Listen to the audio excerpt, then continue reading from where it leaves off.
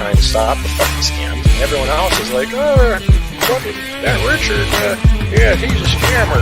Call it a scam, nobody really cares. We can tell you the only one that ain't prepared. Oh yes, I'ma be a millionaire. 5, a couple trillion shares. Oh no, I ain't getting wrecked again. Richard Hart, he got us set to win. We're a family, we all the best of friends. We ain't a cult, man, just call us Mexicans. ICOs, pump and dumps, they always try to take you. Buy low, sell high, I'm tired of your fake news. You need a token, you broken, you... There's so many scams, I have to change my username to don't ever send me money. Imposters everywhere. Richard Hart, bracket, don't ever send me money. Imposters everywhere, bracket. That's fucked up, right? But I'm out there actually making an effort trying to stop the fucking scams. And everyone else is like, oh, fucking that Richard, yeah, he's a scammer. Call it a scam, nobody really cares. We can tell you the only one that ain't prepared. Oh yes, I'ma be a millionaire. 5, a couple trillion shares. Oh no, I ain't getting wrecked again. Richard Hart, he got us set to win. We're a family, we all the best of friends. We ain't a cult, man, just call us Mexicans. ICOs, pump and dumps, they always try to take you. Buy low, sell high, I'm tired of your fake news. You need a token, you broken, you... There's so many scams, I have to change my username to don't ever send me money. Imposters everywhere. Richard Hart, bracket, don't ever send me money. Imposters everywhere, bracket. That's fucked up, right? But I'm out there actually making an effort trying to stop the fucking scams. And everyone else is like, oh, fucking that Richard, yeah, he's a scammer. Call it a scam, nobody really cares. We can tell you the only one that ain't prepared. Oh yes, I'ma be a millionaire. 5, a couple trillion shares. Oh no, I ain't getting wrecked again. Richard Hart, he got us set to win. We're a family, we all the best of friends. We ain't a cult, man, just call us Mexicans. ICOs, pump and dumps, they always try to take you. Buy low, sell high, I'm tired of your fake news. You need a token, you broken, you... There's so many scams, I have to change my username to don't ever send me money. Imposters everywhere. Richard Hart, bracket, don't ever send me money. Imposters everywhere, bracket. That's fucked up, right? But I'm out there actually making an effort trying to stop the fucking scams. And everyone else is like, oh, fucking that Richard, yeah, he's a scammer. Call it a scam, nobody really cares. We can tell you the only one that ain't prepared. Oh yes, I'ma be a millionaire. 5, a couple trillion shares. Oh no, I ain't getting wrecked again. Richard Hart, he got us set to win. We're a family, we all the best of friends. We ain't a cult, man, just call us Mexicans. ICOs, pump and dumps, they always try to take you. Buy low, sell high, I'm tired of your fake news. You need a token, you broken, you... There's so many scams, I have to change my username to don't ever send me money. Imposters everywhere. Richard Hart, bracket, don't ever send me money. Imposters everywhere, bracket. That's fucked up, right? But I'm out there actually making an effort trying to stop the fucking scams. And everyone else is like, oh, fucking that Richard, yeah, he's a scammer. Call it a scam, nobody really cares. We can tell you the only one that ain't prepared. Oh yes, I'ma be a millionaire. 5, a couple trillion shares. Oh no, I ain't getting wrecked again. Richard Hart, he got us set to win. We're a family, we all the best of friends. We ain't a cult, man, just call us Mexicans. ICOs, pump and dumps, they always try to take you. Buy low, sell high, I'm tired of your fake news. You need a token, you broken, you... There's so many scams, I have to change my username to don't ever send me money. Imposters everywhere. Richard Hart, bracket, don't ever send me money. Imposters everywhere, bracket. That's fucked up, right? But I'm out there actually making an effort trying to stop the fucking scams. And everyone else is like, oh, fucking that Richard, yeah, he's a scammer. Call it a scam, nobody really cares. We can tell you the only one that ain't prepared. Oh yes, I'ma be a millionaire. 5, a couple trillion shares. Oh no, I ain't getting wrecked again. Richard Hart, he got us set to win. We're a family, we all the best of friends. We ain't a cult, man, just call us Mexicans. ICOs, pump and dumps, they always try to take you. Buy low, sell high, I'm tired of your fake news. You need a token, you broken, you... There's so many scams, I have to change my username to don't ever send me money. Imposters everywhere. Richard Hart, bracket, don't ever send me money. Imposters everywhere, bracket. That's fucked up, right? But I'm out there actually making an effort trying to stop the fucking scams. And everyone else is like, oh, fucking, that Richard, yeah, he's a scammer. Call it a scam, nobody really cares. We can tell you the only one that ain't prepared. Oh yes, I'ma be a millionaire. 5, a couple trillion shares. Oh no, I ain't getting wrecked again. Richard Hart, he got us set to win. We're a family, we all the best of friends. We ain't a cult, man, just call us Mexicans. ICOs, pump and dumps, they always try to take you. Buy low, sell high, I'm tired of your fake news. You need a token, you broken, you... There's so many scams, I have to change my username to don't ever send me money. Imposters everywhere. Richard Hart, bracket, don't ever send me money. Imposters everywhere, bracket. That's fucked up, right? But I'm out there actually making an effort trying to stop the fucking scams. And everyone else is like, oh, fucking, that Richard, yeah, he's a scammer. Call it a scam, nobody really cares. We can tell you the only one that ain't prepared. Oh yes, I'ma be a millionaire. 5, a couple trillion shares. Oh no, I ain't getting wrecked again. Richard Hart, he got us set to win. We're a family, we all the best of friends. We ain't a cult, man, just call us Mexicans. ICOs, pump and dumps, they always try to take you. Buy low, sell high, I'm tired of your fake news. You need a token, you broken. There's so many scams, I have to change my username to don't ever send me money. Imposters everywhere. Richard Hart, bracket, don't ever send me money. Imposters everywhere, bracket. That's fucked up, right? But I'm out there actually making an effort trying to stop the fucking scams. And everyone else is like, oh, fucking, that Richard, yeah, he's a scammer. Call it a scam, nobody really cares. We can tell you the only one that ain't prepared. Oh yes, I'ma be a millionaire. 5, a couple trillion shares. Oh no, I ain't getting wrecked again. Richard Hart, he got us set to win. We're a family, we all the best of friends. We ain't a cult, man, just call us Mexicans. ICOs, pump and dumps, they always try to take you. Buy low, sell high, I'm tired of your fake news. You need a token, you broken, you... There's so many scams, I have to change my username to don't ever send me money. Imposters everywhere. Richard Hart, bracket, don't ever send me money. Imposters everywhere, bracket. That's fucked up, right? But I'm out there actually making an effort trying to stop the fucking scams. And everyone else is like, oh, fucking, that Richard, yeah, he's a scammer. Call it a scam, nobody really cares. We can tell you the only one that ain't prepared. Oh yes, I'ma be a millionaire. 5, a couple trillion shares. Oh no, I ain't getting wrecked again. Richard Hart, he got us set to win. We're a family, we all the best of friends. We ain't a cult, man, just call us Mexicans. ICOs, pump and dumps, they always try to take you. Buy low, sell high, I'm tired of your fake news. You need a token, you broken, you... There's so many scams, I have to change my username to don't ever send me money. Imposters. Alright, SEC charges Hex founder Richard Hart with misappropriating millions of dollars of investors' funds from unregistered crypto asset security offering, raising more than $1 billion. We'll have more on this in 10.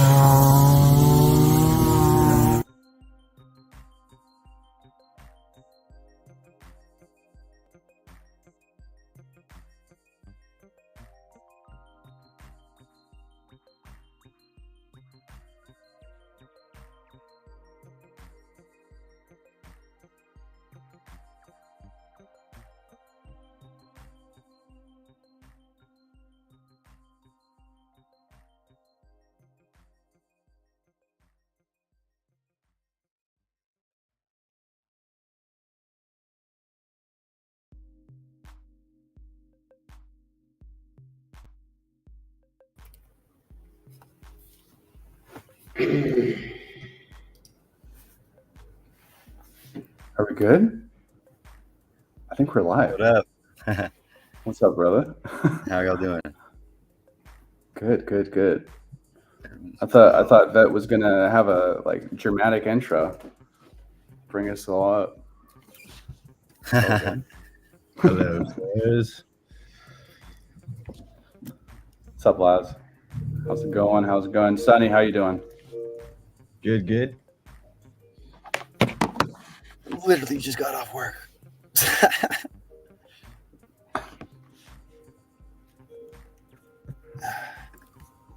Hanging out in the truck.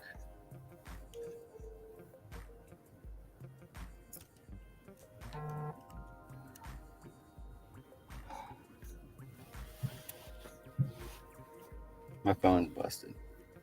I broke my phone. Doesn't work. Literally destroyed it.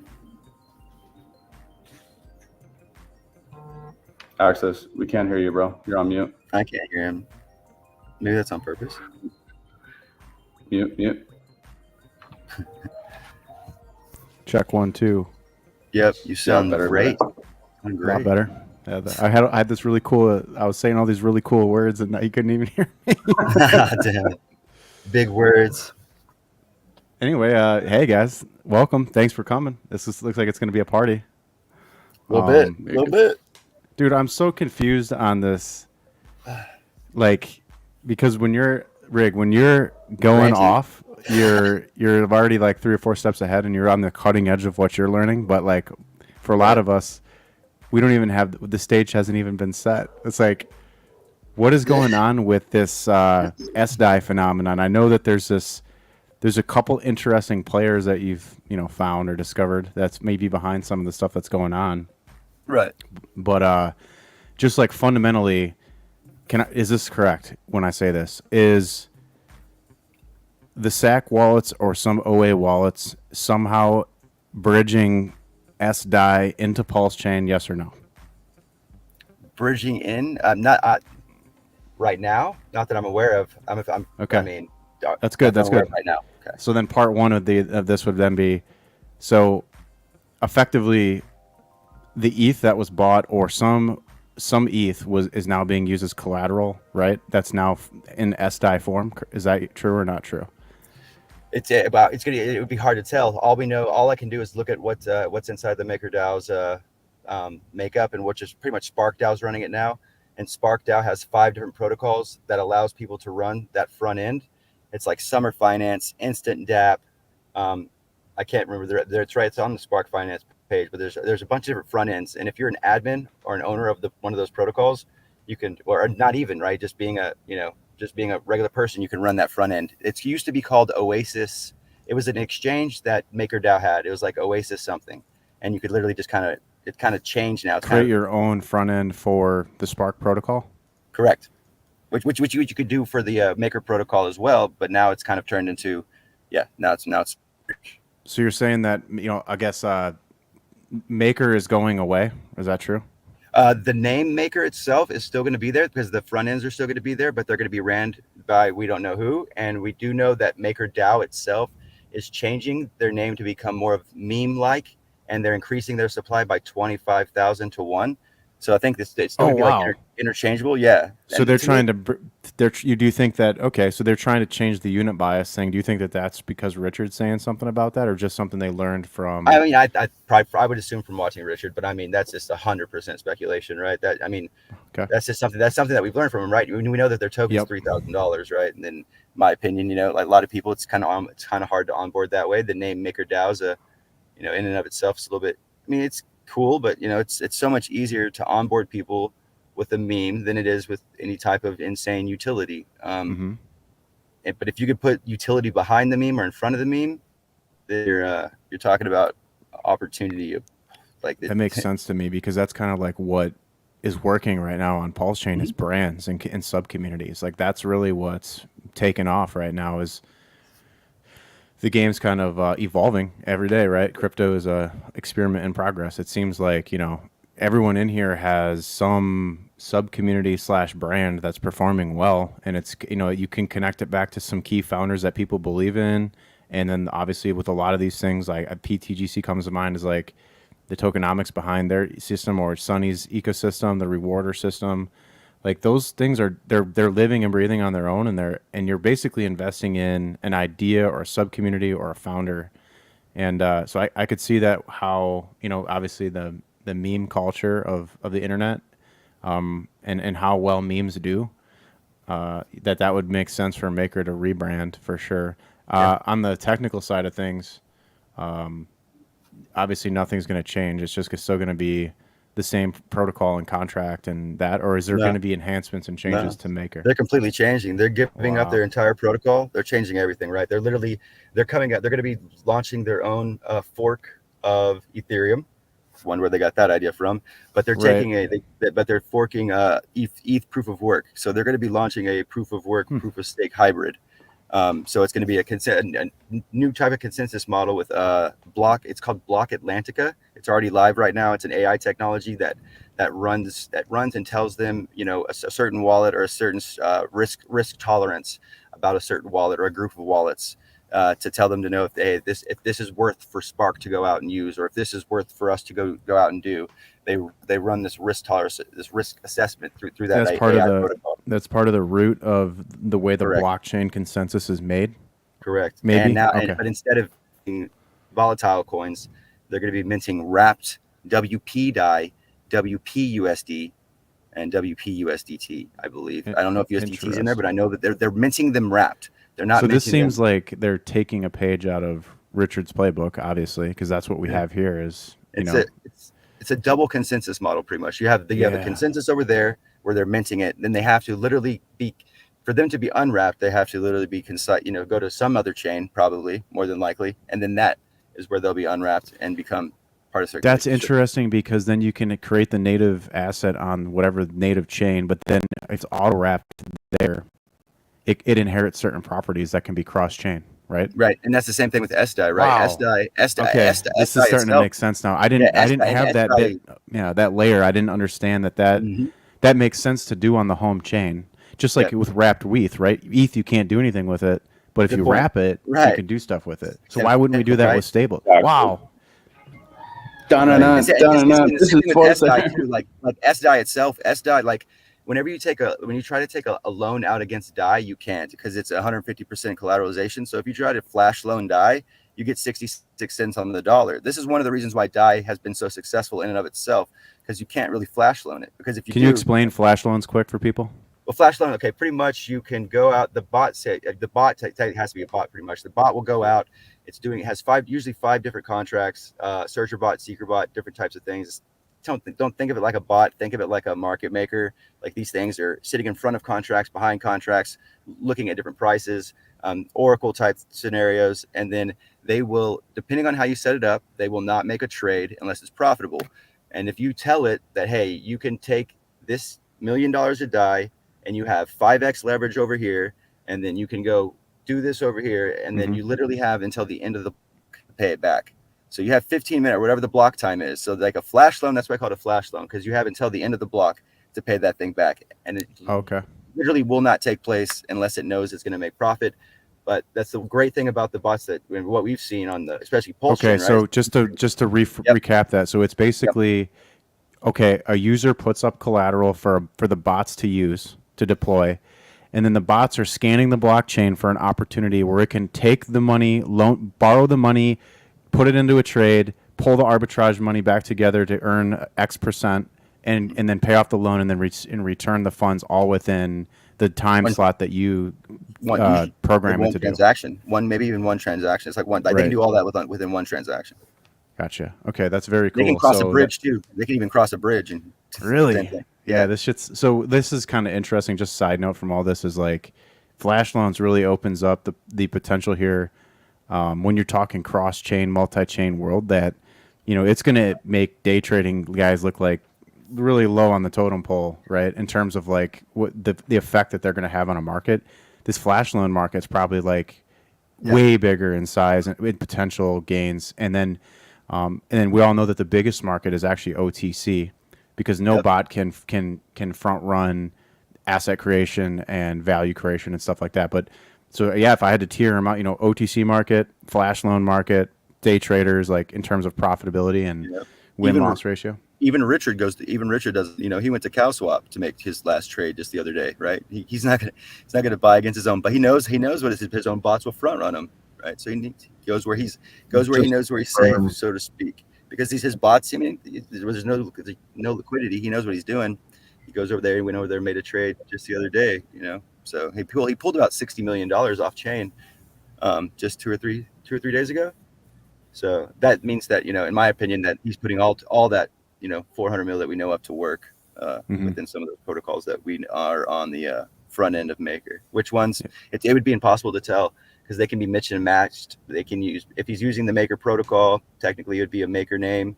So you can stack these technologies, like you could put ETH in a vault, borrow DAI, turn it into SDAI, earn 13% on that, then put that somewhere else. Especially if you're the Maker protocol. The Maker protocol has rule over the Spark protocol.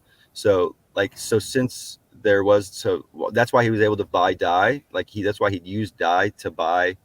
He used DAI to buy SDAI, even though you're not supposed to be able to do that. He did that so it would mint tokens. He didn't care about getting the airdrop. He was just trying to get tokens minted for the air, on his chain. So he waited for that to happen, took his DAI, threw it into SDAI, and then used the SDAI to buy ETH. And then literally the next day they came out and said, "Oh, you can't buy the SDAI with DAI and be included into the end of the airdrop," and they removed him. Okay. And then that SDAI was then used to buy ETH, right? Yep. And then so that means that, okay, so effectively that's cool because he's like, but this is an event where I can mint the supply now ahead of everyone else understanding my game plan. Then that'll be in the circulating supply so that I can then ride up the price appreciation on ETH, put that to work in a vault somewhere, make gains on all of it, and then borrow even more against it potentially. Correct. And just create this loop. Correct. Yeah, it's literally an infinite feedback loop for stable coins for stable ecosystems. The gentleman that created Spark is like a genius. I mean, he literally helped push the price stability, the PSM module, the price stability module that they all use right now. So that's where they're able to front run buyers and sellers inside of a protocol, like a stabilized protocol, and push the price down or push the price up, depending on if it's a buyer or a seller, and then the protocol just eats the profit. So they're able to literally push it down or up. So if someone's coming to buy it, right, they can push it to $1.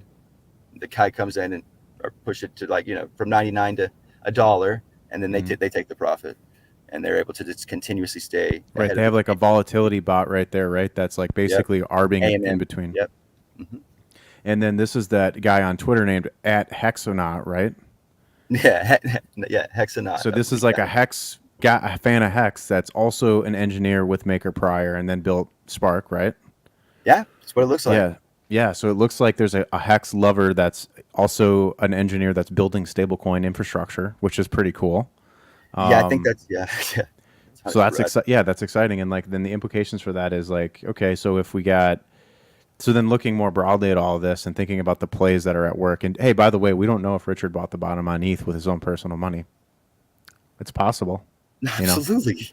It's, why did ETH overperform everything else? And why? So Richard calls the top on the day for Bitcoin. You could make the assumption, totally speculation, that he bought it or that he sold it down and he had all this extra capital. He won the market cycle. And he waited for the bottom on ETH, and he came in and just, it got so down there that maybe he was one of the people that sniped up the lows.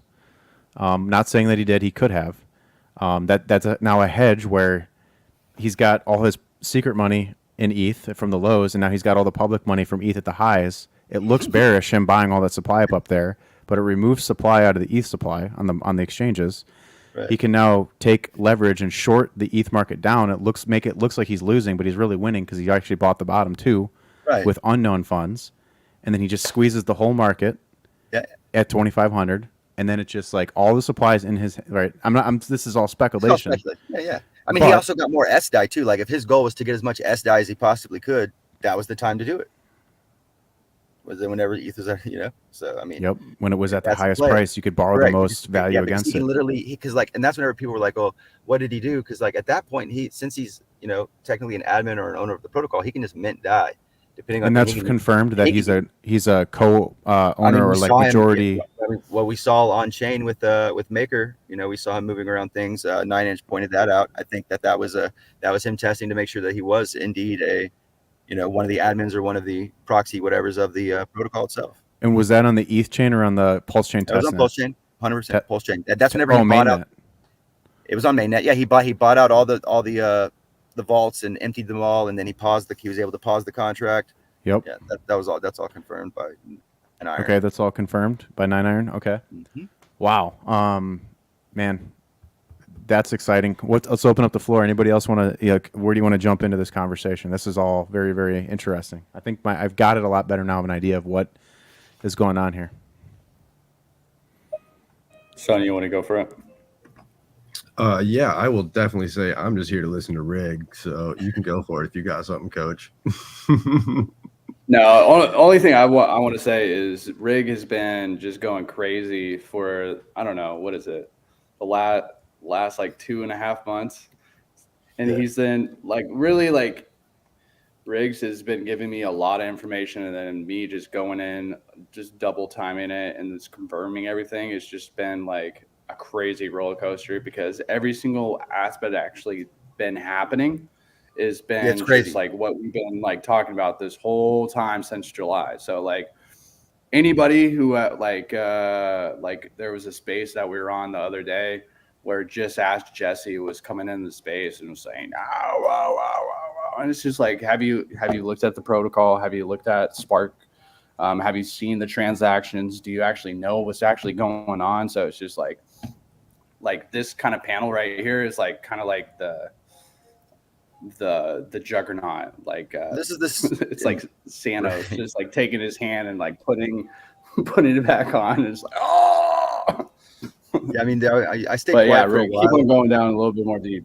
Yeah, I mean, I stayed quiet for a while. I just felt like it was about that. I just kept, we were talking. I know I was talking with y'all guys, and every time I found something, I was messaging y'all. I was kind of just dropping you little tidbits here and there, man. And then, just kind of opened my group up, went from private to public. And then, it was just, it felt like it was that, the community was kind of going a little back and forth on things. And I was just like, everything felt so bearish. And background going, dude, if they knew what was going on, if they knew what was going on right now, if they had half the ideas. I mean, in my group, they're all talking, everyone's all complaining about crypto Twitter. And we're going, in my group, we're all fucking screaming, pardon my language, getting all excited and just like we don't even know what to do with ourselves because it's like one thing after another. I mean, the past couple of weeks, it's like right before an AMA, right before things, it's like these things are coming together. It's like, I mean, sometimes you do manifest your own reality, man. I mean, I think that's part of it, and just all the things that we've uncovered is just like the timing itself, and then having that AMA the other day, and then Richard tweeting. I mean, we stayed up for almost like. Completely forgot that that Richard shilled PDI and Rat BTC. Yes, that was crazy. Like literally 12 hours, like not even 12 hours after that. It went from like, if you remember, like 4 months ago, he was hiding replies with PDI in them, and then to like the other day to actually like shilling, like, hey guys, come dump this money now, so you can't dump it when it pegs. Correct. Yeah, and also that's the only way that he could do it. We even speculated how he was going to do it. We said he's going to come in, he's like, look what my community did. It's done this many X's, and to show the chart, because that's all he can do. I mean, everything that's going to go, everything that's going on, everything that's going to happen. In my opinion, it's never going to be spoken of. And it might not even be him. It might be a benevolent person within the community that's going out and just doing the right things for the right reasons as well. He might be pointed in the right direction. I mean, why else would he buy $400 million of anything unless he had some kind of trust, some kind of bond, some kind of anything with that other person? I think it seems to me that Richard had a pot of whales, around the Hex launch from his OG Bitcoin days, and then as he worked his way into the Ethereum community, I'm sure many more people showed up to the party. By now, he's got to have like just some of the brightest people in crypto, like working with him, by him on his side, even from afar, and maybe in the case of some of these different layers of Atropa, maybe they don't like. It was interesting when I had the realization that the Atropa initiative and it's huge. The P Maker initiative is two separate initiatives completely, that are like complementing each other. And whether or not there's a line of communication there or not is kind of irrelevant, but just that these are two separate initiatives that's both going to come to a head at the same time. Yeah. It's pretty awesome. I mean, honestly, the vaults don't need to be, I mean, like if what we think is going to happen, if what I think is going to happen is going to happen, like the vaults are going to be used for something else entirely, maybe just the actual Spark front end. He might not even use it to actually collateralize the stablecoin, because with what Maker's doing, after they're going to have their stablecoin launching as well, right? And then for the first 3 years, it's going to be pegged. After the first 3 years, their stablecoin is going to fluctuate from 75 cents to $1.25. And I believe that they're going to allow that to happen because it's going to be really eating away at whenever, if PDI was supposed to be fluctuating, it's going to fluctuate for PDI. So it's literally going to be absorbing that volatility for the token for PDI. So you want to drill down on that a little bit? So you're saying that which DAI, S DAI, you said? No, not SDI. It's going to be a stable coin that they launch. So it's going to be another There's token. going to be a new stable coin launched by who? It's going to be, we don't know their name, but it's MakerDAO, right? It's the new MakerDAO on their chain. MakerDAO is making a new stable coin that Correct. that trades inside of a range of 75 cents to $1.25. Right. So and that's great for them because they can front run that for profit. They can front run that for a lot of things, but they can also use that as a collateralization against PDI. Got you. Use that even if it's down or up, and they can use that to keep it even more stable. It's kind of like a hybrid asset. 100%. That's what you have to have. That makes it the most decentralized. That's where it's blowing the mind, because that's when it cannot be put behind IPFS or IFPS, whatever it is. Right, because it's a way to generate revenue for the protocol creator and back a stablecoin with something else that's stable but not too stable. It's interesting. Exactly. Wow. Because you could basically gauge that based on the amount of volume and inflows of new capital in a bull market. They're minting stablecoins too, right? It's a deterministic value on the chain because they're minting stablecoins. So then, based on the volatility, it's minting stablecoins based on the volatility, and then during contractionary periods, it would deflate, and during inflationary periods, it would inflate. Correct. Or higher volume periods. Yeah. I mean, we don't know, but that in theory. Well, I mean, that just makes sense just on the cuff, man. This is brilliant. This is the cutting edge of decentralized. Like the whole thing, but I don't know. I mean, what else you got for us? Man. So I mean, so SDAI itself, right, can't take leverage out on DAI, right? So SDAI was created in a way to where you can wrap DAI. Now you can have wrap DAI, but then SDAI can also be wrapped. You can run a front end on it as well, and you can take 20x leverage out against it, right? So it makes SDAI more powerful, and you also get your DSR for it. So you get just by holding it, you get paid more, and then while you're doing that, you can also utilize the actual leverage itself to go out and flash loan it. And the more that you can do, the more money that you get, the more money that you make. I mean, the more leverage you can get, right? So we've seen right now that the Maker protocol has the Morph Labs has went all the way up to $1 billion and hit their ceiling yesterday. MakerDAO started at 1.5 billion. They're now at 2.5 billion ceiling. So like everything that's happening over there, and they've also minted like 3 in the past 2 days, 2-3 days. Like, so they're just over there. Is this one of those things where they de-risk it over time? So like they add liquidity during a bull. They vote. Okay. Yeah. And that's backed again with like WETH and other things, or? Yep. Oh yeah, man. If you go to it's like makerburn.com, I believe it's like, you can go look at all and then there's the front end as well. The front end might just be near the same place, but you can find your way there. But like, it'll show you every single protocol that's being utilized, because they also went out. Maker threw $600 million at another protocol called AUSD, which also has its own AUSD or is it USDE and then something like that. So it's Athena Labs or Athena something, another token that they another different stable.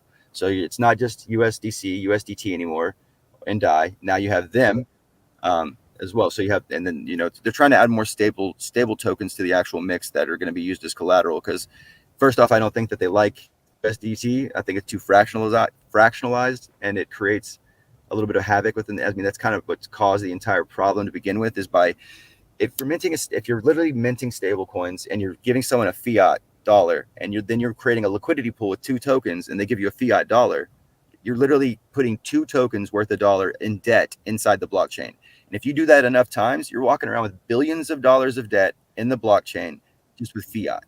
Yeah. So I believe what they're doing now with the Maker protocol is that they're literally front running fiat. So now fiat and the government can't come in here and front run us, because we found a way to technically be able to mint and out mint them, because the deep liquidity pockets and the deep holy liquidity shit he made 4 and 5 years ago.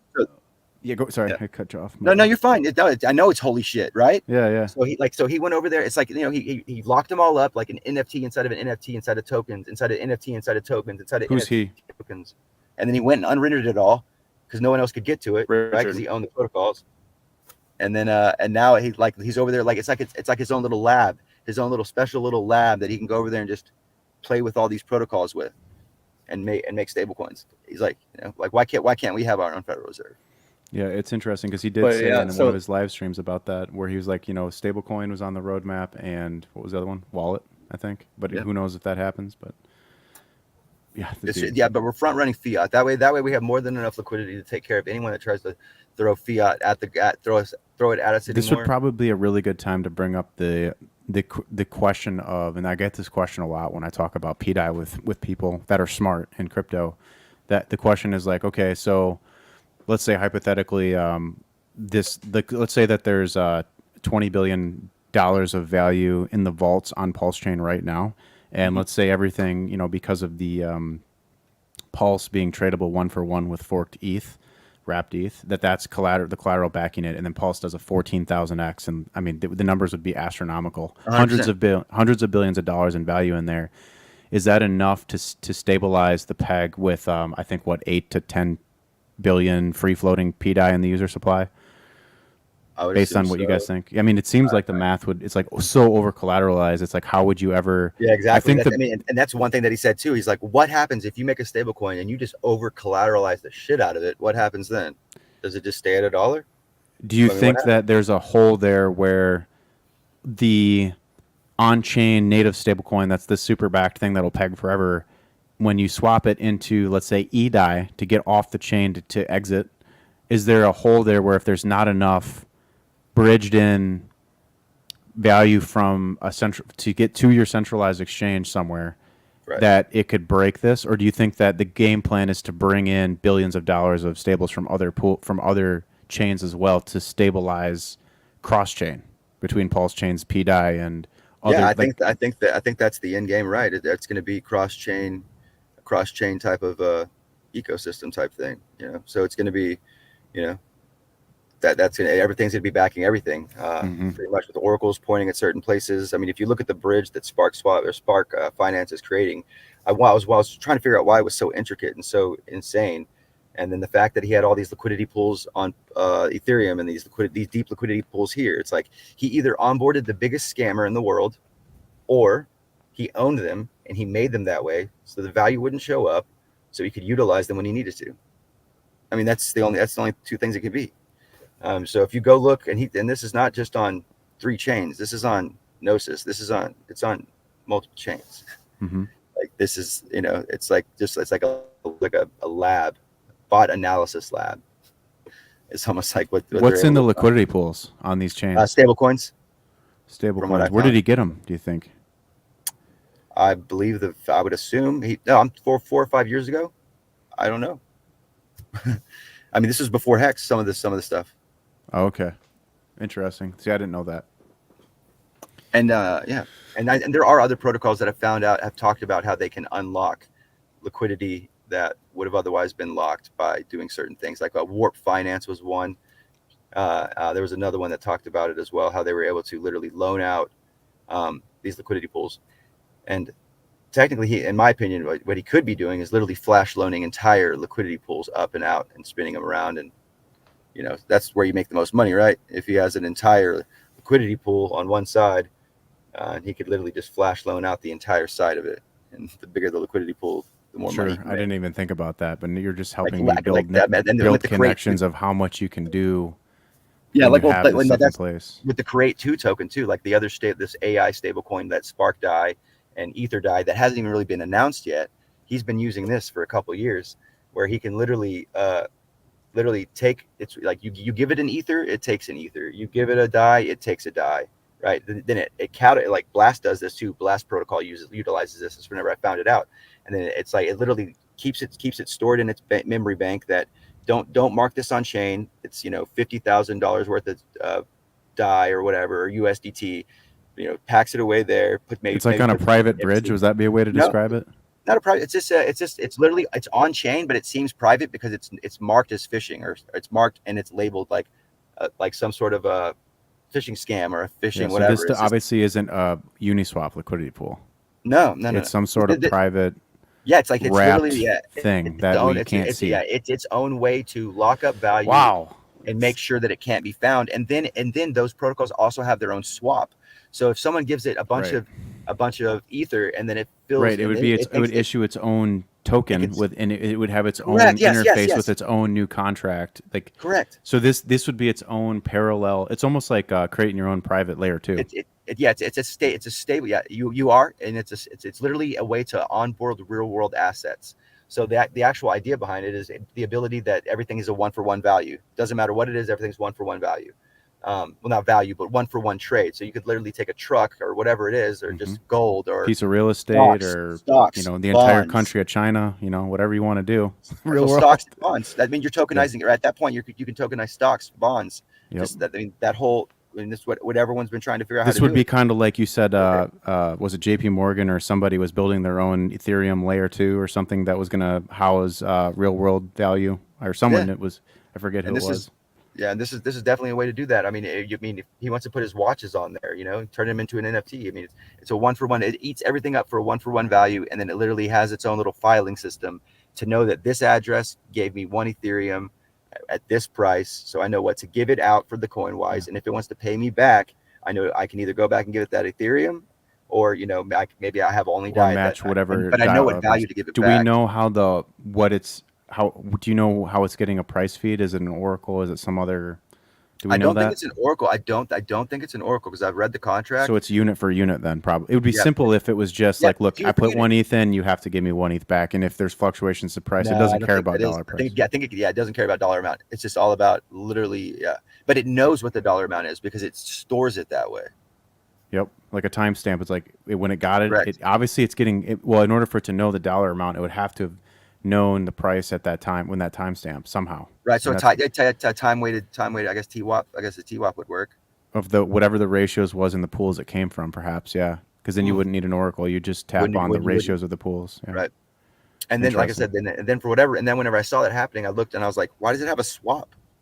And I was like, oh, it's because it can literally swap in and out of things as well. Whatever's held in its vault, it can literally go behind, pretty much do whatever it wants with it. It can unlock and move that stuff around if it wants to, and stack it all in ETH, or stack it all in this other token, or stack it all wherever, and then bring it all at once into in other things.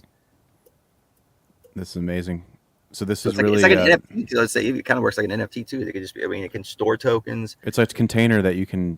Yeah, it has its own language. So not really, but you know what I mean. Like it has its own coding, programming, and language to talk to the things it wants to talk to, and it could talk to the blockchain. Yeah, and that's what Blast. And Blast does that. And Blast also on their chain they rebase ETH, like literally they rebase ETH, like using Blast, like so you can actually opt into the protocol or opt out of the protocol, but they literally rebase it. So it's like if you want to get in and they rebase it, positively, you get more ETH. If they rebase it negatively, okay, you get less ETH, but it shoots the price goes up a little bit. So it kind of makes it a little bit bullish for people. So you can opt in or out of that. Blast was created, I believe, to onboard, bigger amounts of money onto Pulse just in case gas was going to be too high. But I also think that they knew that gas was not going to be a narrative before that's why this, I believe, shot up and is going way quicker than what it was supposed to, because ETH and the Deacon stuff came out, and I also think that he knew that. I think he knew that the gas narrative wouldn't matter because he was creating something so big that it wouldn't matter. Yeah. Crazy. So this is the end game then. Well, the end game, yeah. I mean, for Richard, this is just the beginning. But for MakerDAO and them, I think that they're happy. I think he went up to them, and I'm sure like whenever USDC depegged and things were going down, and DAI was going down, and Richard was asleep, and I'm sure there was a call made. I mean, who are they going to call? You're going to call Richard, man.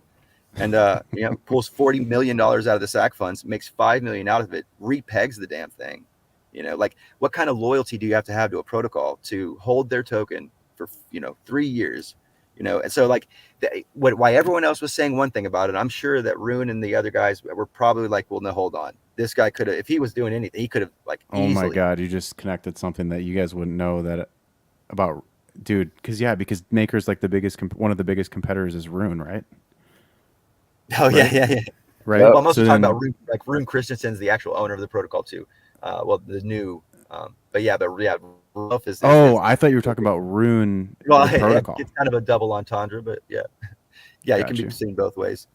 But but that's interesting because there's information that obviously Rune. Anyway, no idea. I don't want to go down that trail, but we'll have to tell you something in the green room later. Okay, cool. Yeah, I mean, this is literally a way. I mean, and it goes further than that.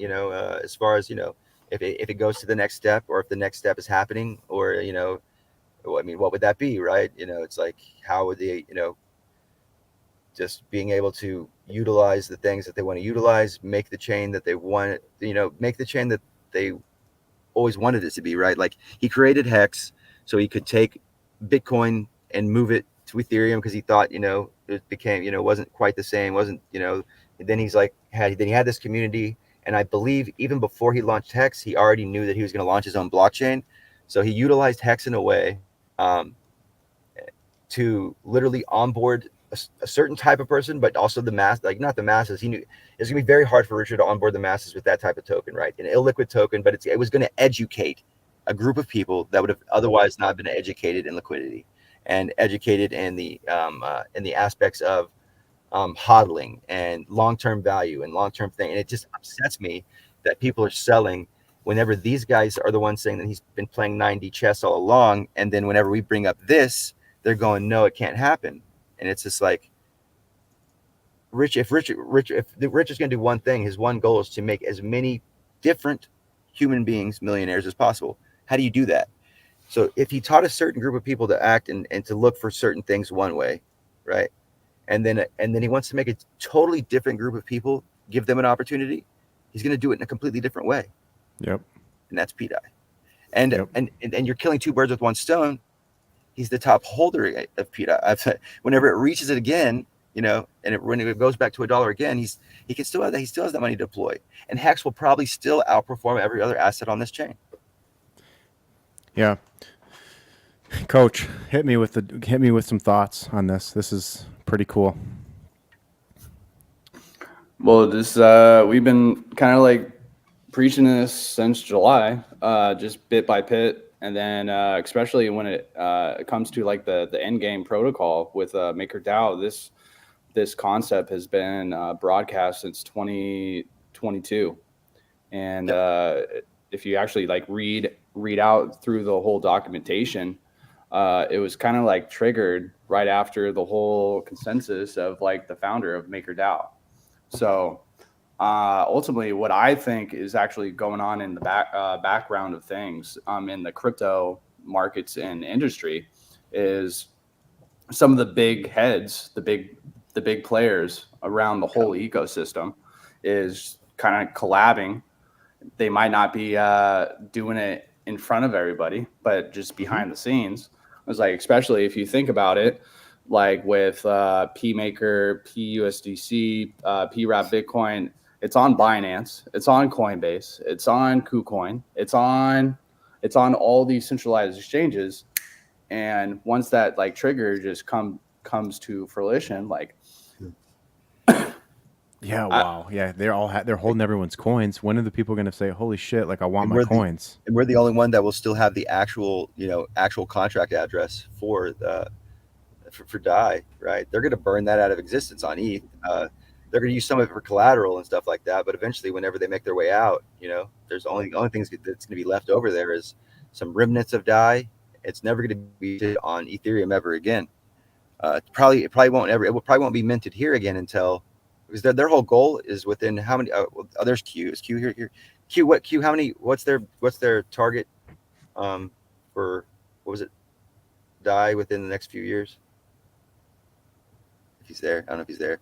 But I think it's like I'm here. 100 billion. Yeah, 100 billion. So, just the way it's yeah. So that's their target. So they want to have within the 3 years 100 billion DAI in circulation. So I think that Wow, us so getting that would 20 mean that we'd need $1 trillion+ of on-chain backing value, right? not Theoretically? necessarily, but technically, yeah. I mean, if you look at it right now, we were at $137 million market cap with, you know, $1 million in liquidity, but you know, we definitely want to see that picking up, and because they've also been playing with the liquidity a little bit to pump it up and just to do things, because we all know that like the Atropa and PDI pair, although it's very strong and very like super like liquid, it's like, where's the real value? Like, where's the real, you know, it's like the real value is there, because the value has nothing to do with this token or that token. It's the communities, right?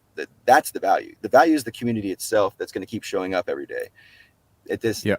But and give it enough time, like you said, if the centralized exchanges are going to MakerDAO still, and they're like, hey, you know, we need to re-up our stable coins, like they're not even going to know the difference that they're buying, if it's coming from Pulse or wherever. They're just going to take their render token and load it up, and we're just going to load that into the blockchain, and they're just going to take their render token, and it's, you know, call it whatever they want it. That's just how they do it. You know, it's a die is one die to them. I'm looking at Glassnode right now because I'm trying to figure out what's the total amount of DAI on exchanges currently. That's actually and good. it's like 1.5%. Whoa. Exchange balance 1.5%. Let me see total exchange balance. The total exchange balance of DAI on exchanges currently only 78.5 million DAI. Very small amounts. And during the bull market last cycle, it went up to 612 million on exchanges. Ooh. So it's down like 10x. I wonder why though, because they were pulling it for this. Is it because everything's it's burnt, or it's on DeFi, right? They've been burning it. They've been burning it for the past. They're literally only 4.8 billion DAI away to equaling out their protocol. After Richard literally burnt 400 million of it, and then Maker gave that 600 million to the other. They literally burnt $1 billion out of existence at that point. What do you mean Richard burnt DAI? Well, whenever he went from DAI to S DAI, it technically burns the DAI, and then mints it. S DAI. But he did remint it.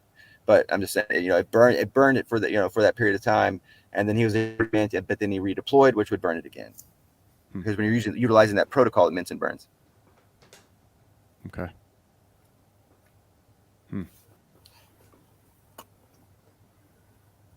That's whenever whenever I went on the blockchain, and I was like, seems like there's something missing here. Like, all I see is this ETH, and I was just like, and then I finally looked at went to I think it was Arkham Intelligence, and I was looking at it for 3 days, and I was like, so this says that he has 40 million.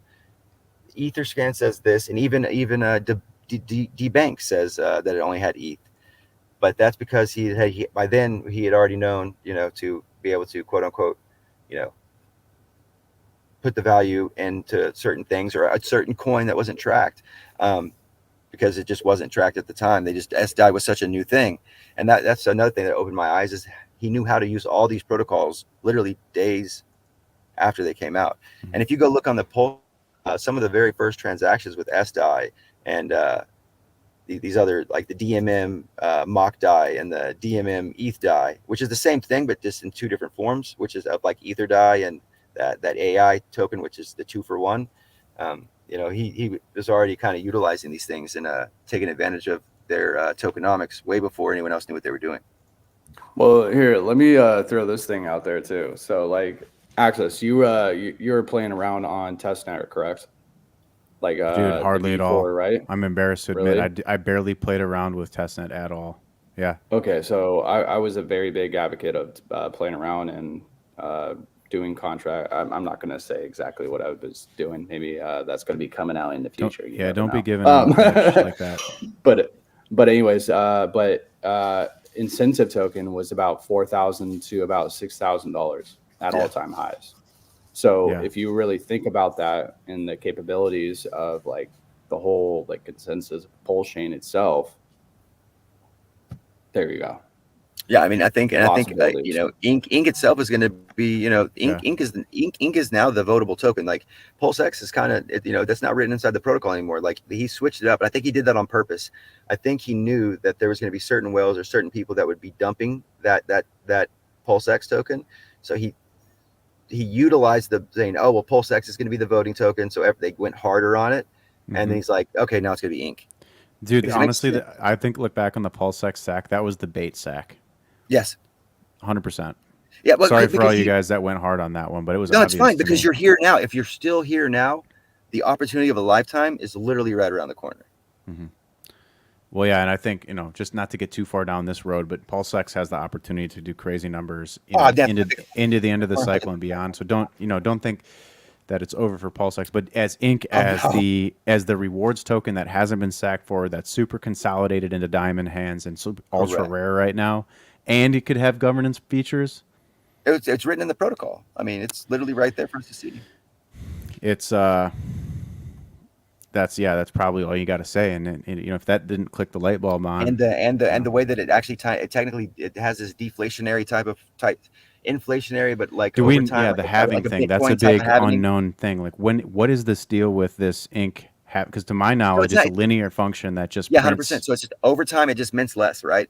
And the only thing that matters is the actual price. It probably mints the exact. It just mints a little bit less, but it's like irrelevant because what controls the APY in the farms is the price of Ink. That's it.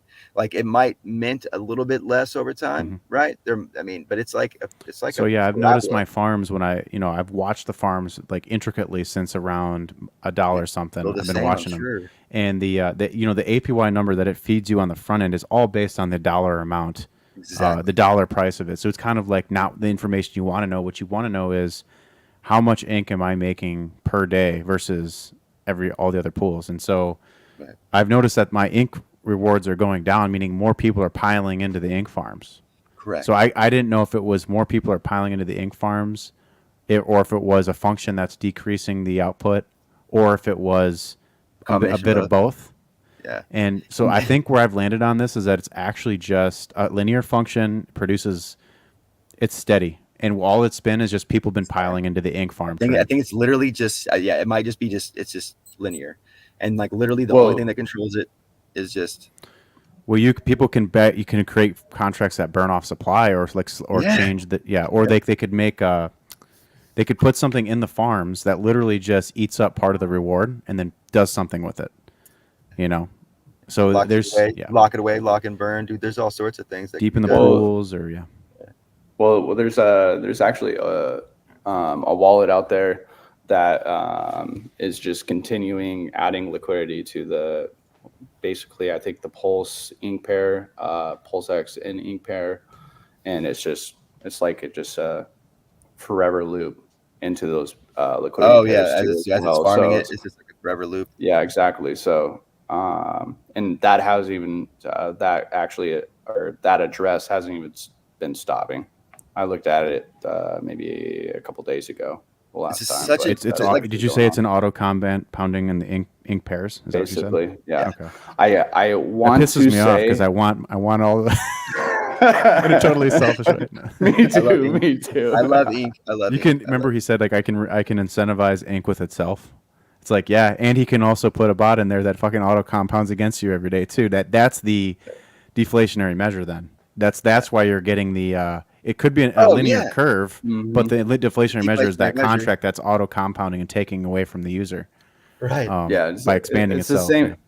It's kind of like the same kind of concept with Tropa and PDI. So the continuation of the trades, the floor price is raising. The same kind of consideration with Sunny and A1A and B2B. Hart's same thing with PGGC, Access now. Solid X, like the thing is like if you go to on PulseX, you open up any big tab or anything that like PTCG's in or PDI's in, there's 50 trading pairs, there's 30 trading pairs, they're all in that big pool. You go to ETH, it's 1 2, BSC 1 2, just two everywhere. So many of them, they're not connected together like they are here. And the reason that's important is because those bots, when they trade from the top to the bottom to the top. Like whenever they're trading, they'll literally trade the top one more. So it's very important. Like whenever you're it'll also trade you more often too as you're climbing the pools or you're pushing yourself down. They'll push you down further. But as you're starting to climb, they'll trade on you faster. And then if you're solidified in that top spot of a big deep, everyone all that liquidity, they're going to be hitting you hard. And that's why it's very important that because they literally trade within that realm of circles. And the way that Atropa, I believe, comes into and even more into play in this is because since they trade in that range, in that circle, he's created this economic flow of actual how economics work in real life, so we don't have to technically trade or have economic energy hit the real world, because he's created a economic flow of real world like flow of money in the blockchain. I mean, you can't teach a bot to be degenerate, but you can teach a bot that it needs to make a 1 cent trade no matter what. So that bot will find its onto leprosy and to cocaine and to whatever those other contracts are. And just like in real life, you have someone that might become a drug addict and they find their way down there, and that money just kind of floats around, and then maybe they come out and they make their way back out and they hit the high road. Or there's the guy that just hits the high road and he's doing really good, and that's the teddy bear side of things. But you have to be able to have economic energy to create these floors. You have to have loose ends, so to speak, to where the money this is so important, and this is something that I heard on a stream today with Arthur Hayes and I forget the dude's name, the interview guy, that he's super huge. Wish I could remember his name. Dude with glasses. Anyways, I'll try to find the interview and share it with you guys. But Arthur was saying the same thing about like the end game here isn't for people to sit on their Bitcoin and then it stops economic activity. Money has to globally. keep moving. It has to be flowing. You have to deploy the Bitcoin and to make sure the network. If Bitcoin doesn't move, it dies. Is basically what he was saying. And so we're taking that to the nth degree here, where there's going to be so much liquidity and so much movement and so much opportunity. And yeah, it's just, he's saying the same thing. He's trying to We're already here. Bitcoin does. Yeah, we're already ahead of that curve. Bitcoin's old and dying and fading, but it is the liquidity sink for this wave, right? Which is nice. No one's ever had that before, right? No other chain has had a DEX on their launch, has had a community that could build so much on their launch that wasn't playing. I call it. It was the first time you ever recreated Ethereum with all these engines coming online at once. Correct. So it's like a one and done. Just in the same way that Hex was rebooting Bitcoin, PulseChain is rebooting ETH, but with all the engines coming on at once, and they all got nitro boosters on them. And rebooting blockchain itself, like what blockchain is supposed to be and what it's meant to be behind IFPS. I mean, the way that it's just something that is so unique, and so like people are. I heard about your bags. I literally just got off an oil rig, right? Like I work my ass off, and these guys that have been around me, they understand that's what I do. But I still find my time to come in here and to hang out with my community and try to show them that it doesn't take a rocket scientist or whatever it might be. It's like a passionate person that can come in and just be filled with knowledge, with maybe a little luck. But I mean, I sold Bitcoin. I sold my World of Warcraft account for like 7,500 Bitcoin because I didn't know Bitcoin went over $1. Right. So I mean, it's just like there's opportunities after opportunities, and it's just like this community. Whenever I first joined it, like I remember listening to some of these guys in the Pulse Chain Sacrifice sitting there, and I know it's hard to believe, but yeah, I sat quietly for like 6 months and just taking it all, because they were talking about liquidity pools and this and that and whatever CMC is and this token Hex, and I had no clue. And then within PulseX Sacrifice rolled around, I knew a little bit more, and then it became this type of thing to where I was infatuated with it. I just love to do it. I love the fact of being able to build communities, because I found out really quickly that like most devs in this space don't give a shit about people. They care about their bags and they care about scamming. And then at the end of the day, they just lose their money too. So they just come back and launch again because they're, that's karma. So we as a community on PulseChain, the fact that we're literally handing each other supply, pairing it together and then burning it, and then just like not even worrying about it. You couldn't do that on the BSC a few years ago. Like you couldn't you couldn't pay someone to like do that for anyone. Like they didn't care. But like if I got in early to like a PTCG, for example, right? Like I just burnt my stuff, just made liquidity and burnt it. Because it's like I'm not selling it. Like there's just no need. If one of my friends or someone that I knew gave me alpha, or there was no alpha, I just knew about what was going on, so I got in relatively early, right? And it's just like at that point, it's just like I'm gonna provide what I can for him and then support him in a way, because I know for a fact that whenever my time comes, he's gonna do the same for me, and maybe not in the same way. It's not about a monetary exchange. It's just the fact that the community that he has is amazing, and what he's like. We held the conversation before he launched his protocol, And he's like, man, guys, I'm going to change the space. We got to come up with something. And like, literally, I like hadn't talked to him for 3 weeks. And then all of a sudden he was launching this token, and he literally fucking, pardon my language again, sorry. But yeah, literally launched this thing that was like no one had ever seen. And I even told him, I said, dude, I'm going to launch something very similar. I said, like, that is awesome. You know, and it's just like being able to bounce the ideas back and forth, especially as, you know, builders, or like, you know, I don't even call myself a dev. I'm just, you know, I'm relatively good at hitting Control C and Control V. I mean, but that's also what DevWorks turned into nowadays. Anyone can become anybody, especially in this space. Anybody can have a voice and become somebody. There was I sat back, kept my mouth shut. We need 100. We need 100,000 more of them, because how do you onboard a billion people is only if enough people know how to use the stuff and they're willing to teach a friend. You know what I mean? So it's awesome. I love it. 100%. This is the place to be. Like, obviously, I do. I think that PulseChain is probably is literally a rebooting blockchain. They have no idea. People have no idea. Yeah, it's but coming. yeah, well, and like, you know, even me, I'm guilty of this. That 2 years ago, you know, number go up was like what was on my, like, you know, very linear thinking, and now everything has changed, man. Everything. Like, you basically have now with DeFi, you have, and I always talk about the 4 disciplines, right? You need to know chain analysis, just from the market side, not even from a dev or like a tokenomics thing. That's probably the 5th leg is tokenomics. So tokenomics, chain analysis, you know, TA is applicable some cases, liquidity pools, and market cycle theory. If you can nail down those 5 elements, like, I don't look at charts. Like, charts aren't my thing. I'm terrible at trading. I always get wrecked. So charts aren't my thing, right? So I just, you know, but everything else, I love that. But what I've noticed is that the opportunity is actually not in chart reading. It's in everything else I just said. Sentiment. It's in the sentiment. It's knowing sentiment, seeing and feeling community. Is there real life here? Is there life here or not? Right. That's the big question. The chart resembles that sentiment. That's what. The chart is the laggard. Like, the chart was the last thing that it's the least important thing on a DeFi asset. 100%. But over long enough time frame, it can give you a good indication of what it's going to do in the future. Correct. But yeah, definitely early on, you see someone launch a coin and it's got a big green candle or a big red candle. It's not necessarily indicative of anything. There's just so many other things that goes into that. Yeah, it has to start creating those leaps and bounds, and that's why whenever people are pissed off about PulseChain not having stop losses or whatever it is, the limit orders, it's because he doesn't want to do that while it's going up. He doesn't want to create peaks and valleys. He wants it to go straight up, and then he's going to add it when it gets to the very top, and then it's going to create its things on the way down. Oh yeah, I got my own liquidity strategies I like to think about. There's definitely, I'm trying to push this new worldview about what a chart is or what an asset is in DeFi, and it's literally just a football game, and it's just literally like offense, defense. The price line is the line of scrimmage, and if you're a bull, you have so much ammo that you can allocate. Capital allocation is key. Capital preservation is key. Or am I going to throw a Hail Mary?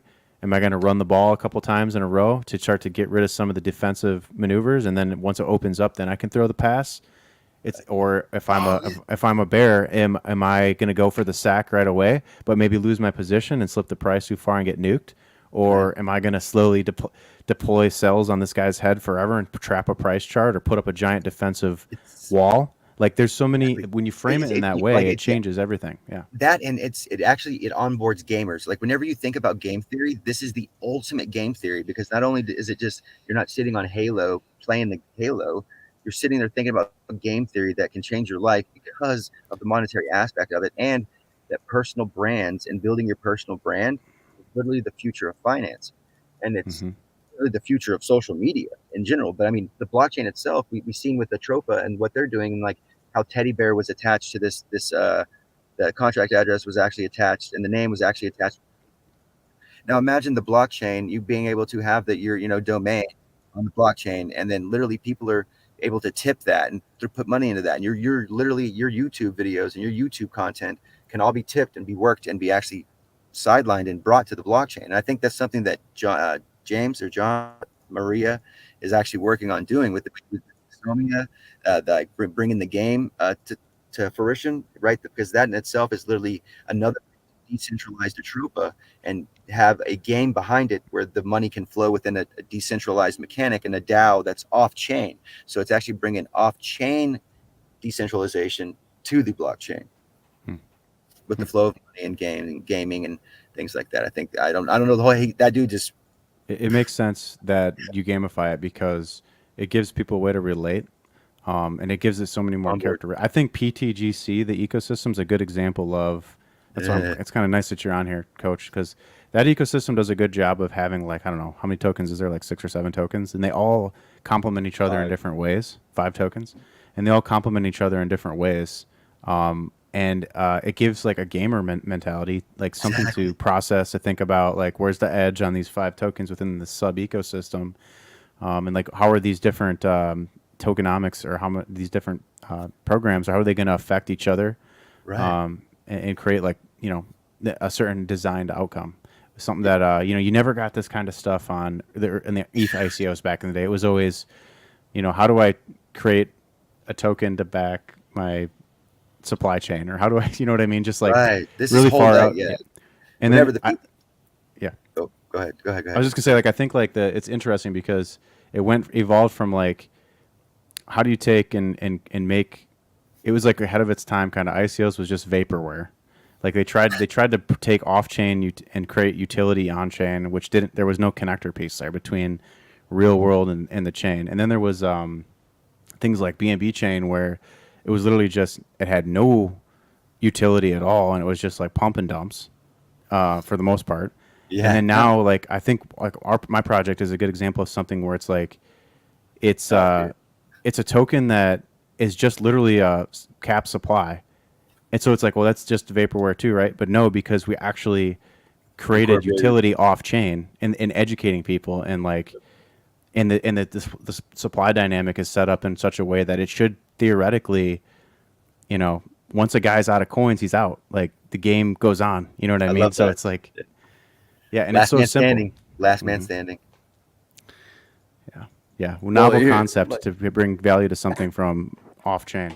Right. Exactly. 100%. Yeah. PTC blew me away whenever I saw him, like with the creation of that, and then A1A as well. It's like all y'all guys have created something that has just blown me away, and like, so that's like, and then for me, it's like I haven't even launched anything yet. I'm just still building the community. I've been so busy with certain things, but yeah, I mean, I'm super excited for everyone in this community, and the things that y'all created that have inspired me, and then vice versa. I just hope that the vibe can get around, and this, like, people can really feel and really understand that this opportunity is what it was always supposed to be, and I really firmly believe that.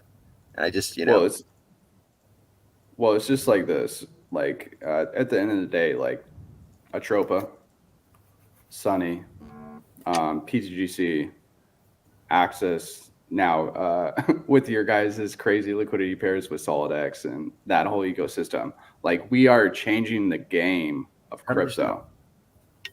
Like there's no more like, all right, put one liquidity pair, all right, Excel sheet, go. No, it's like game theory. It's tokenomics, like the same kind of. It's just going back to it started with Atropa, and then it came to A1A, and then there was PGGC, then there was all the other tokens. So like, and it's like it give you a great example. So like changing the game of crypto and DeFi in general.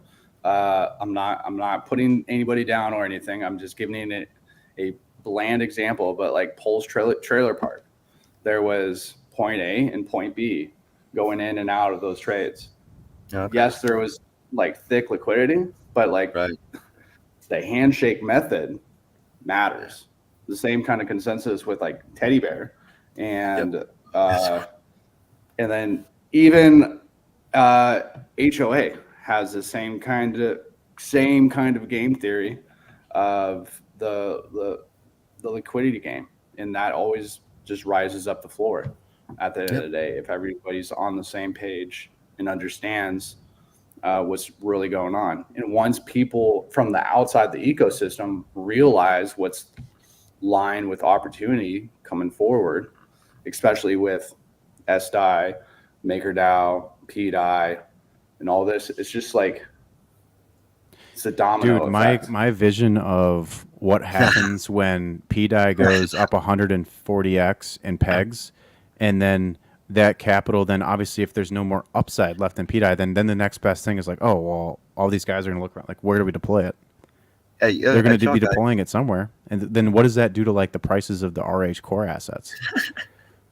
You know what I mean? As they're deploying this, it's just going to be like another 300x on an already multiple thousands of X. Correct. Yeah. Like, so 10,000x is definitely likely, if not going to happen. The 14,000x of ETH, it's going to probably overshoot that if everything plays out and like you get a lot of things. And it could do it, and it can do it literally in 1/7 the amount of time. Which is just like which is by the way, I think it's good that we have these sideways periods, because once everything's vertical for like 6 months straight, people are going to feel overwhelmed and stuff, and there's going to just be so much money flowing in. Like you cherish the times now where things just kind of stabilize and calm, because once stuff really gets moving, it's going to be hard to. Everyone's going to be losing their damn minds because of what's happening. I'm on an oil rig, so I don't care. Just give me the X's. Get him off the oil rig, damn it! Come on. Hey, Sonny, jump in here. Sonny, jump in here. I want to hear what Sonny has to say, brother. Do you hear me? Yeah, we can hear you, bud. No, I was gonna say, I mean, if you think about the last year, right? Like, let's say we launched and just did, 100x on Pulse and Pulse X, and there was literally just whatever, no liquidity there, right? Like, it wouldn't have been fun. But if you go sideways for a year, it gives us and them and everyone the time to build all these liquidity pools and actually give life to the entire chain, right? So now when the entire chain has tied together, it all goes together. So, it's been a year. Yeah, Pulse can do some X's now. Great. Almost a year, yeah. All these coins, basically everything, and I'm pretty sure it was just $1 million, right? So like everything transferred over at basically 1 million to 1. So every token had 1 million X in it. And maybe you put one, there was one PWETH in the pool and 1 million X is only 1 million Pulse, but if it went to parity, right? But like everything on chain has that thing. So except for not everything, just the stables and just I think it was just the stables. I actually looked the other day. I thought that they all went 1 million X, but then I looked at Link, and Link is this. I don't know if he changed the values or what, because Link is now the same as it was once before. The value, the supplies are the same. Aves are the same. It could have been bought up, right? Because you could when you start buying it. He's that's what I'm saying. He's arbing it across the other way. Yeah. Because I did that. I went over the Uniswap V2 pools and did PWETH into a bunch of those to bring tokens to the Pulse side, so they were actually tradable, and plug them into arbitrage and get the life chart, the charts life. That's what I like doing, So like, and I think again, there's still more. Could be more to that too, but. Well, that's what it is, right? So like when you look out, right? Like Atropa does its thing, I do my thing, the Grays do their thing, everyone does their thing, but like you look at Pulse, and like Pulse is doing the thing. We're all just this little microcosm of it. And then if you really zoom out and you go, all right, Bitcoin was really the last thing that had any type of launch like this with no money. And then the people gave it money. And Richard being there and, coming in, I'm not saying it was there right at launch, but like, I'm sure he got into LP early, made a very nice position, saw its power, and thought about basically whatever end game is of where we're at now. And just like reverse engineered the entire thing. And said, all right, I got to start with Hex, and then I got to do this, and then I got to do that, and I got to do the other thing, So like, it's really nice to see a lot of the picture come together. Rig, it's been super awesome seeing the life in you over the last month. Yes, I think it's something a lot of us had for a long time, and then just kind of got burnt out. Like I know from the first of the year, I kind of was like, all right, I just got to stop looking into things. Like it's too much, Yeah, dude, it's crazy. So I'm trying to touch a little more grass, but it's been really, really awesome to just have you in the space. Y'all are the ones that inspired me to do it, Like I can back that up and just say, I got to say a huge shout out to the new wave of influencers. That's you guys, and thanks for accepting me into your space now that you guys have created around all these really novel concepts and researching and digging and creating and fighting the maxi mentality that was so brazen in this community for so long. Right. And we actually now have a visible path forward for Hex to do the 1 million X, to see the $56 Hex. Like we actually have a roadmap now for that because of the things that you guys are uncovering. And so for me, as like a Hex, previous like Hex, close as you could get to maxi, I'm so appreciative that we have this exciting material now, and like a way forward. Things were looking pretty bleak, but now if you see the breadcrumbs were there, and I think they were there on purpose. But I think, it just, like you said, some people are just tied down, maybe looking at the bag. Some people are just, upset that certain things are happening. But at the end of the day, I believe that, it's just certain things happen for a certain reason, and good energy, breeds more good energy. Negative brings negative energy, and that's. I think we all met for a reason. There was I was talking with you guys, everyone except for Axis. Until like this past week, I've been talking with Axis, but like Coach and Sonny, I've known them for quite a while. It's just I didn't think they know I was so explosive and that I could talk for 2 hours straight till they met me. But that's whenever Riggy goes on a rant. Yeah, that should be the name of your next space, Ricky's Rants. All right. Shit, man. I just can't say it enough, man. You guys are kicking ass and chewing bubblegum, and yeah, this is the beginning, I suppose, huh? 100%. A great journey. I'm so appreciative for like being able to come on your stream and just knowing who you are, and being just good old Rig.Service. Never thought I would be where I'm at now. Somebody get this guy off the rig. Give him somebody give this guy like a few thousand solid X. I could show you all the rig it's behind me. Oh my gosh, that's cool. Send wallet. I'll send you some Die Hard. We'll get you some P-Die flow. There you go. Give him some hard, man. Yeah, man. Hey, and by the way, Rig, the nice thing about not having launched anything yet is that you get to learn from everybody else's mistakes. Oh yeah. Oh, and dude. You just get to launch a perfect thing. Y'all have no idea. Don't make it just make sure that it's not one of the loose ends. Oh no. That's funny. And that's why I reached out to you that other day too, because I was like, "Are you using one of these things?" And you're like, "Calm down, bud." People want your Telegram group link. T.me /PulseTrends. All right, I put it in this post on Twitter. Oh, there was some other good question here earlier too that I've been ignoring the chat because you've been so explosive today.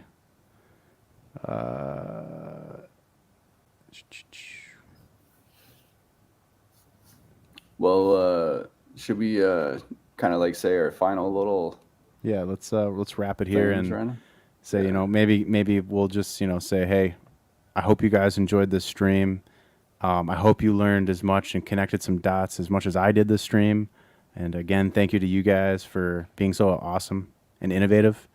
And if you want to learn more about me, you can go check me out on YouTube and Twitter, Access Alive, or if you want to know more about ways to contact me directly, go to accessalive.com.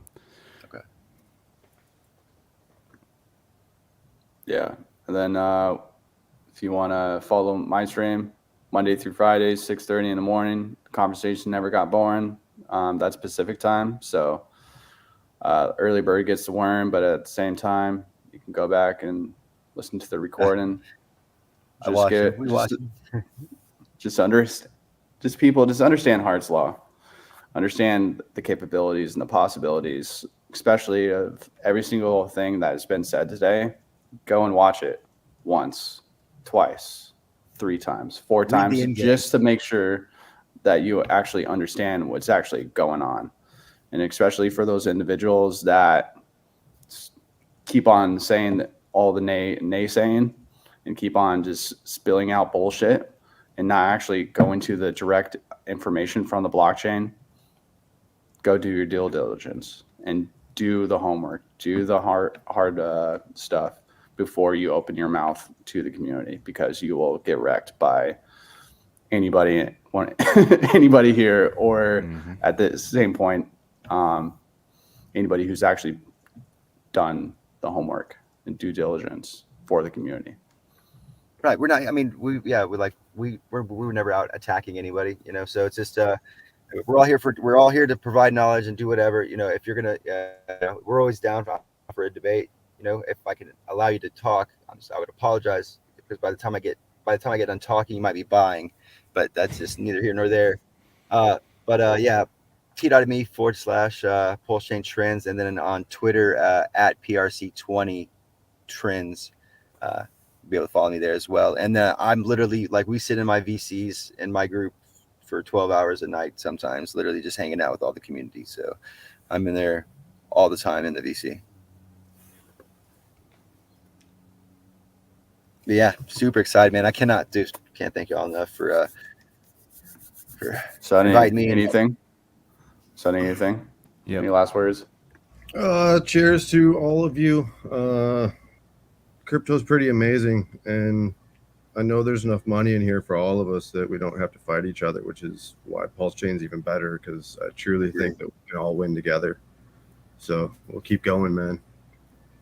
We really can. Awesome, guys. And is it Q? Is that his name? Yeah, that's my boy. Q. Well, drop us your deepest, best sack of alpha you got before we wrap. Oh, do it. Do it. He knows it. He knows. I showed him. Do it.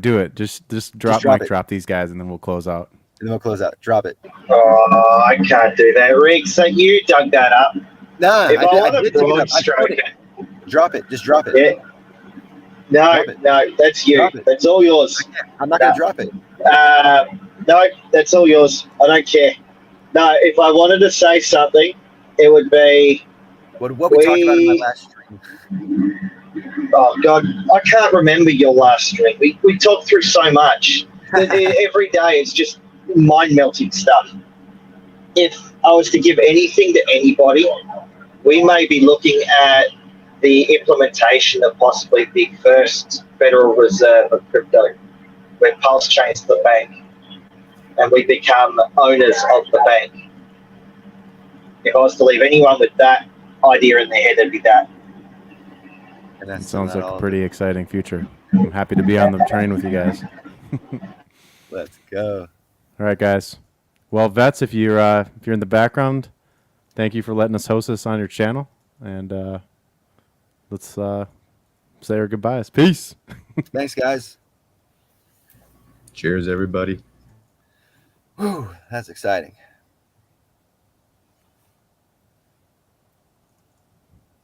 He's probably like, I don't know how to end it. I'm on my phone. You're not talking to me? Oh, I don't know how to end it. No, What it's do I not do? us. That's